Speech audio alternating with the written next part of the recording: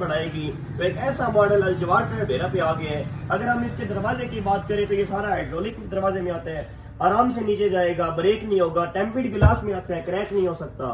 تو اگر ہم آپ کو اس کے اندر سے اس کی سپیس دکھائیں, جو اس کے اندر سے سپیس اس کی پہلے کی نسبت انہوں نے زیادہ کر دی ہے. اس کے اندر یہ جتنا بھی یہ انہوں نے ڈرم لگایا ہے ٹوٹل سٹیل ہوتا ہے. اس میں انہوں نے سرف والا بھی آپشن دے دیا ہے, اس میں آپ لیکوڈ ڈالیں, سرف ڈالیں. تو ایک ایسا ماڈل ایک نیو کوالٹیوں کے ساتھ. اگر ہم وارنٹی کی بات کریں تو اس کی 10 سال اس کی موٹر کی وارنٹی ہے, 3 سال اس کے پینل کی وارنٹی ہے, 1 ایئر سروس اس کی فری ہے.